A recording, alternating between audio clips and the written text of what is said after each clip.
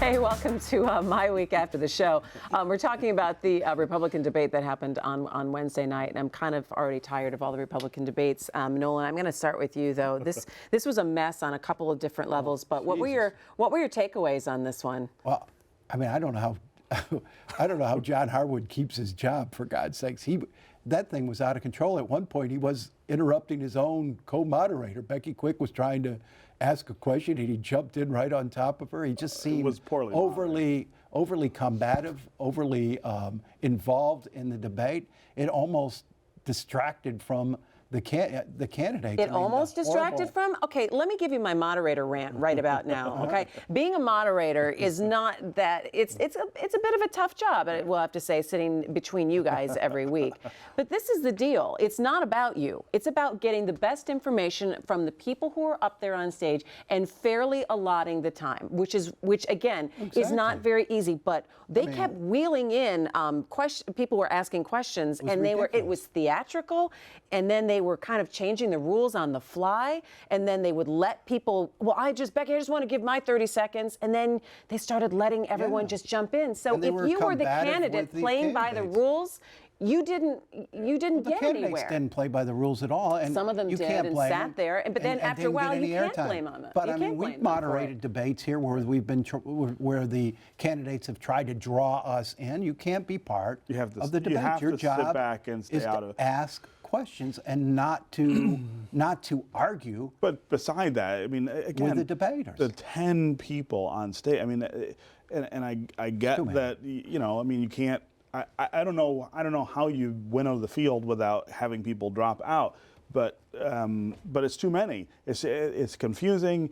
No one is getting any real time to talk about what they really believe or how they think about things. It lends itself to sort of sound biting. Yes. Because if you only get 30 seconds to rebut to a question, that's all you're going to do is pull out some weird example or say you're wearing a Trump tie. And if you're standing there, it's totally broken. And I don't know how the RNC, they complained about it today, but they've got to sit back and say, are we setting ourselves up for disaster on this thing? You 5 candidates are the top 5 candidates, and you're going to get the debate tonight. You candidates. That's changing the rules. Well, but you candidates who have not managed to get your head over 1 or 2%, you're not really getting a place on this debate stage. Okay, so then who would you have? You would have Carson, Trump, Rubio, Fiorina, and what? Bush? And probably Cruz. I don't think Bush. I mean, I would be surprised if Bush is still around for the next debate. I mean, he probably will be, but he shouldn't be because his funders were really disappointed. Are disappointed in and not just that, but there's something that switched. There's something that switched in the last couple of weeks with his demeanor about the campaign. I mean, I don't know that it's whiny he so looks, much as he looks tense, angry, and anxious. Fed up. I mean, he just looks like this is. It's not where he expected to be. Right. I think he expected that he'd get into this race, he'd be the heavy. Because he is the most, he's the most experienced and by some measures qualified.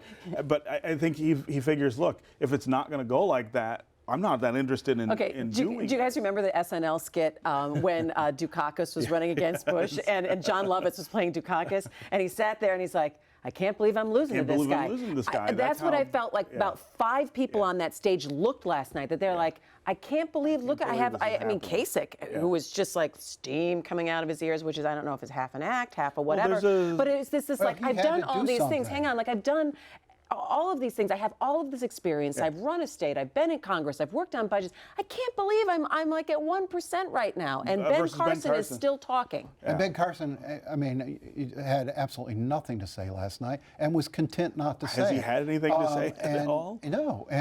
But I mean, the one guy who sort of turned the chaos to his advantage, I thought, was Marco Rubio. I mean, he kept, they kept going after him. He kept standing up, answering it, turning it back. He took the cheap shot from Harwood and turned that around. And I think he came out. I think he came out well ahead. I think Bush became even more irrelevant by the end of the night than he was going in. What about Chris Christie? Chris Christie should be doing I think he did okay. He did okay. And in a year when people seem to like that tough guy, in your face, bombast, screw you, Christie should be the man, and he can't get any traction at all. I read an interesting article about that, though, saying that Trump has really stolen that thunder from him, though. So if people are going to kind of line up I think against that, that's take no probably prisoners, I'm just going to tell it like I it think is, you're people are starting lining up behind Trump you're on starting that. to hear a little of the frustration of the Republican establishment that this field has not sorted itself out in favor of the more sober candidates yet. I mean, it's getting late.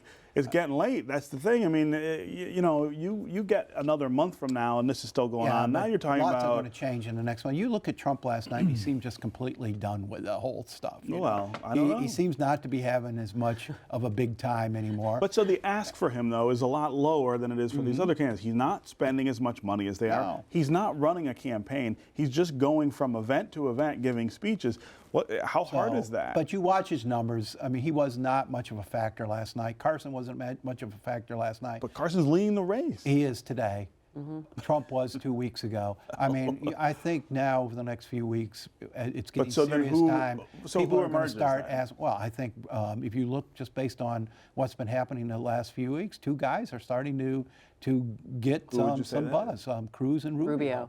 You know, but I didn't big newspaper in Florida just call for Rubio to step down. I don't know. I don't know. I didn't. I have to admit, I didn't read the actual editorial. Was their argument that you can campaign or govern? Yeah, the argument is he's been missing. He's been missing a lot of votes. He's been missing a lot of votes. Most people run from their seats. I mean, how many House votes did Gary Peters miss while he was running for Senate? I mean, it's not a standard they've held anybody else to, and that was Rubio's point. And I thought he really slaughtered Bush on that.